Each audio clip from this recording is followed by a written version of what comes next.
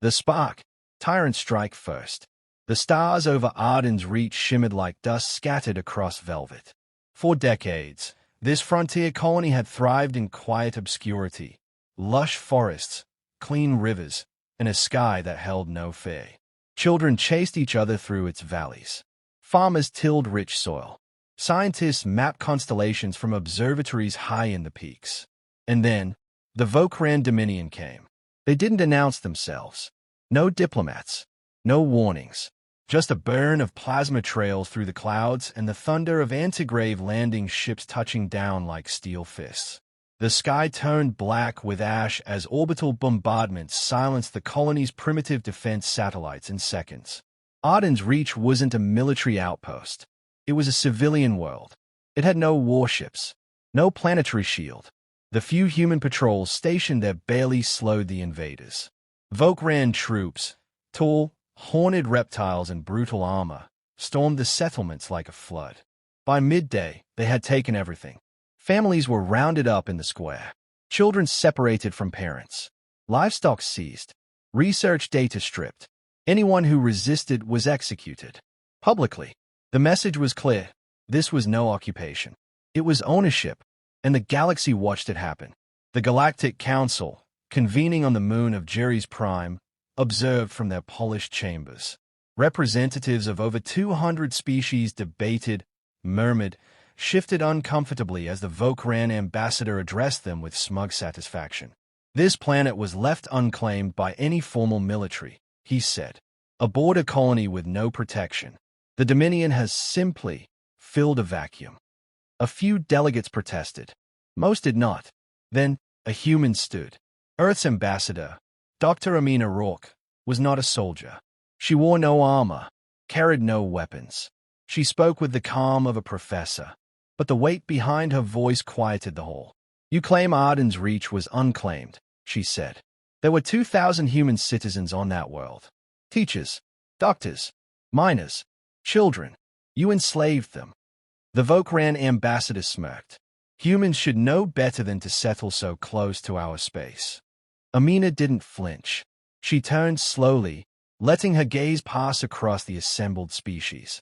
For centuries, we have abided by your treaties, honored your neutrality, helped rebuild your economies after your wars. And this is the response we receive: slavery, conquest, and cowardice from those who claim to value peace. Some murmurs of agreement, most still silent. She stepped forward once more. So let me be absolutely clear. Earth does not negotiate with tyrants. We do not recognize illegitimate conquests. We do not bow to bullies. And to those who sit here in silence while children scream on Arden's Reach, you have made your choice. She turned to leave, pausing only once. We give one warning. That was it. She walked out of the council chamber without waiting for applause, or debate, or support. She already knew what Earth would do.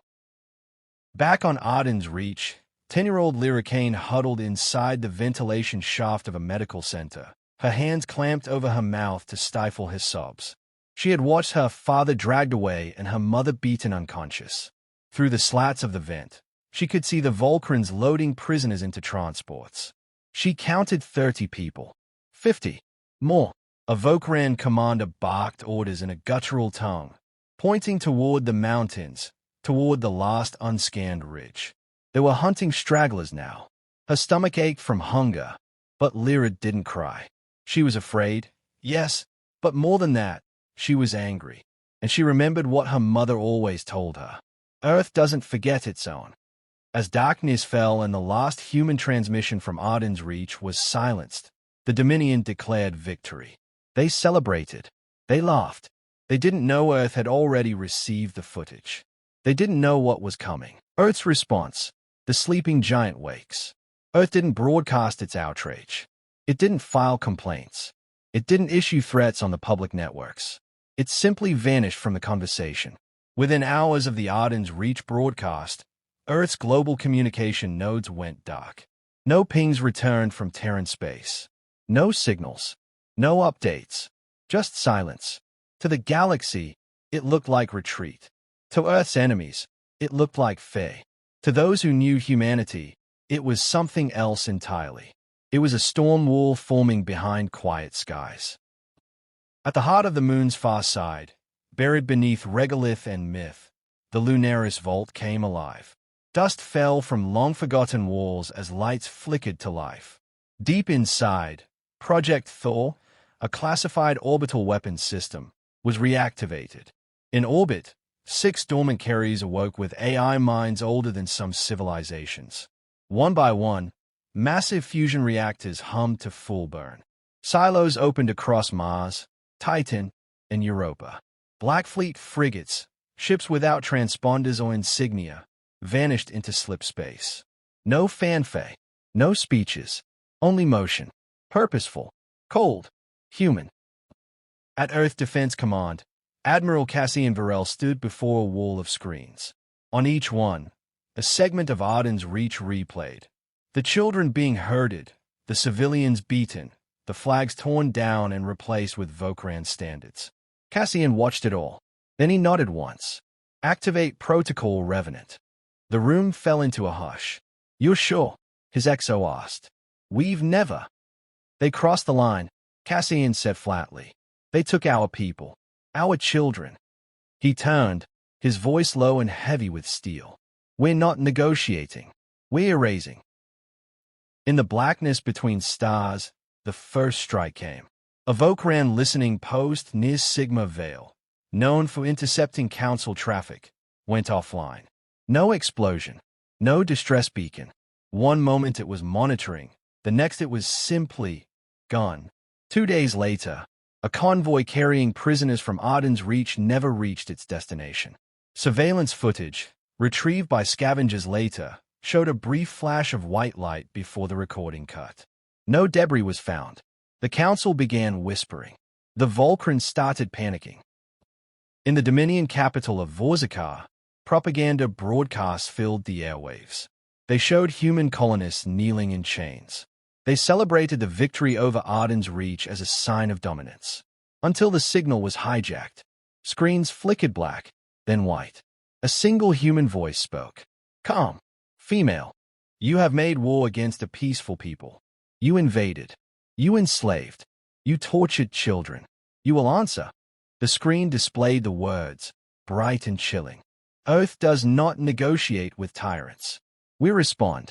Then it showed coordinates. Coordinates that belonged to a high-value Volkran command station. 2 minutes later, that station ceased to exist. On the outskirts of Arden's Reach, Lyra Kane stumbled through the ruined forest. She had escaped the city through the old waste tunnels, surviving on wild berries and rainwater. Her arms were scratched, her lips cracked, but her eyes burned with fire. She reached the old observatory atop Mount Alios, barely functioning but still linked to a convoy. She found the terminal, connected it, and she spoke. This is Lyra Kane. Arden's Reach is not gone. Some of us are still alive. They didn't break us. We are waiting, and we believe in Earth. Her message pulsed outward, skipping across fractured networks. The Council received it. Earth received it. And across humanity's fragmented silence, a signal finally returned. Message received, Lyra. Help is coming. The next day, Volkran generals convened in secret. Reports filled their table, supply stations going offline, entire fleets rerouted or jammed. Their enemies weren't talking, weren't threatening, just striking. One general stood, pale scales trembling. They are not fighting like the others. No warnings, no demands. Another growled. They are just killing. The war map updated. 12 red blips. 12 systems gone dark in under 48 hours. One word flickered across the screen in red Terran glyphs. Reckoning. Galactic reckoning. Tyrants get no quarter. The first human boots hit dirt on the edge of Volkran-occupied space in the dead of night, though the night was artificial, carved by orbital jamming that blacked out entire star systems. No warnings. No sirens. Only the whine of re-entry and the thunder of Terran drop pods striking the surface like meteorite storms. The 212th Marine Division hit Tarkos 4, a slave processing colony, within 3 minutes of planetary insertion.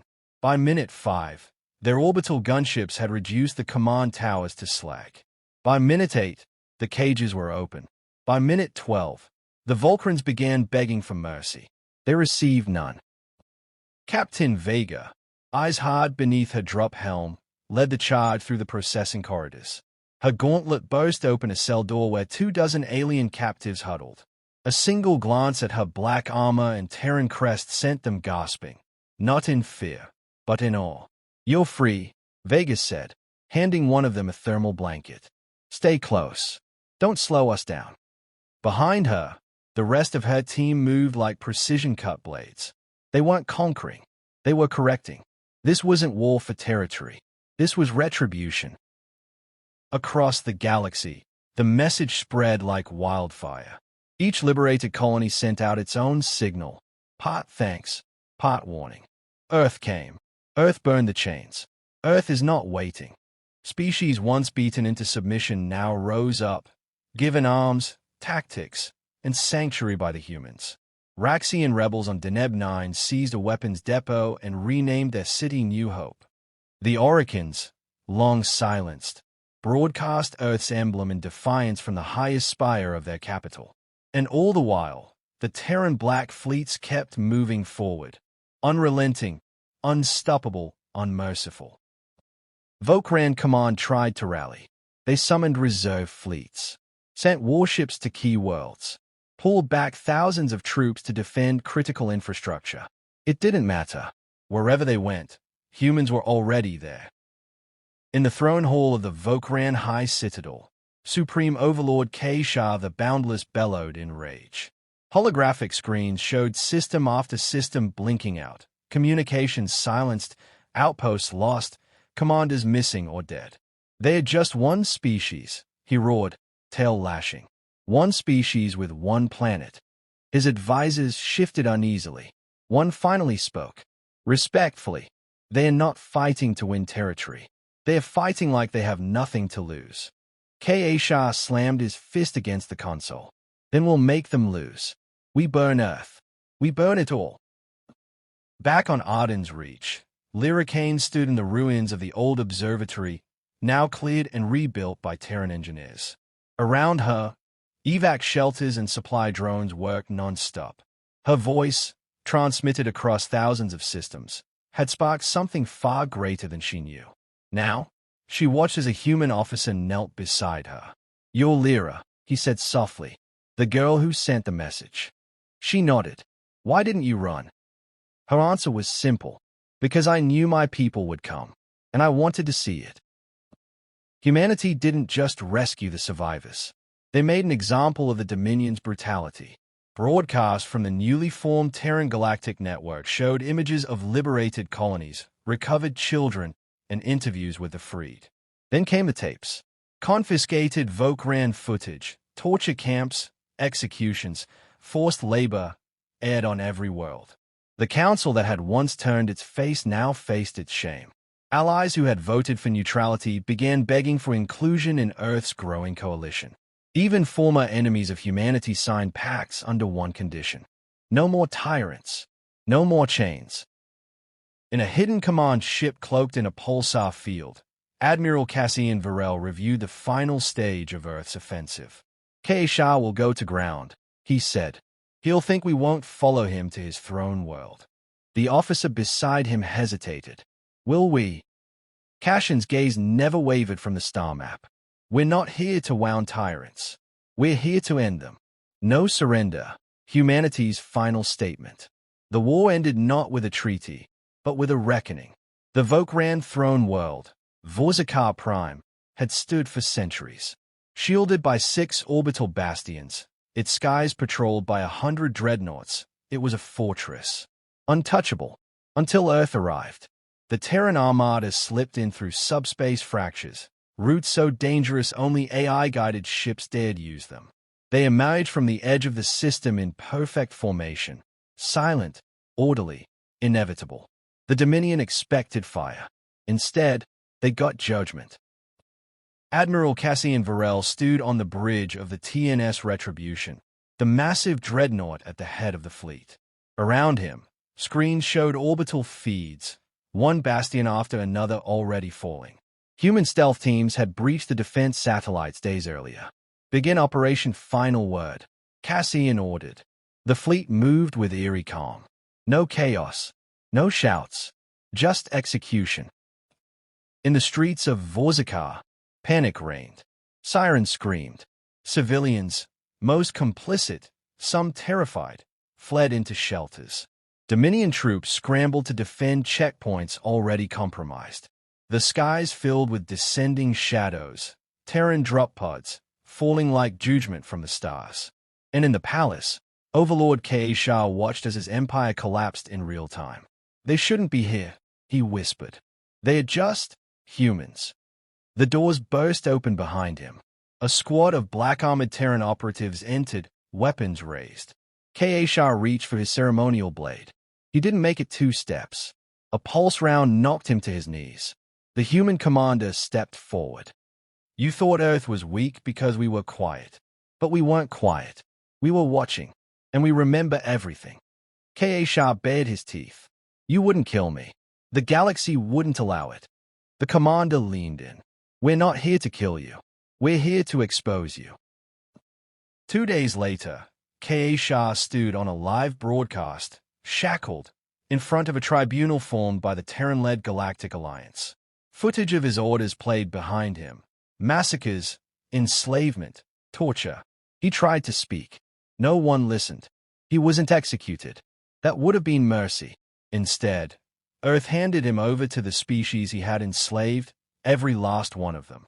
His fate would be chosen by those who had suffered. Justice was no longer abstract. It had a face, and it remembered. Meanwhile, on Arden's Reach, Lyricane watched as new buildings rose where ash once lay. Children returned. Forests began regrowing. Terran engineers constructed planetary defenses, not because they expected another war, but because they refused to be unprepared again. Lyra had been offered a home on Earth, a life far from the scars of a past. She refused. I was born here, she told the officer. If we leave, they win. Now, she stood at the edge of a new monument, metal and stone wrapped in vines and star steel. It bore no name, only words etched in a dozen languages. We forgive slowly. We forget never. We do not bow. A group of children gathered around her. Did the Tyrants ever try again? One asked. Lyra smiled. It was a quiet smile, but full of power. No, and they never will. At the next meeting of the Galactic Council, humanity didn't request a seat. It took one, not with threats, with actions. A new galactic charter was drafted, with Terran law at its heart. Tyranny was outlawed, slavery criminalized, defense pacts created to prevent future empires from rising. Some protested. Earth didn't argue. It simply showed them what happened when tyrants forget who they're dealing with. Back in orbit above Vorzakar, a camera drone panned over the scorched capital. A vast crater remained where the Volkran central palace once stood. At the center, scorched into the earth and visible from space, was a symbol. The Terran emblem. 3 lines. Earth, unity, fire. Beneath it, words burned deep into stone. We warned you. They had enslaved Earth's children. They had thought humanity weak. But when the tyrants came, Earth didn't negotiate. Earth answered, and the stars would never forget it.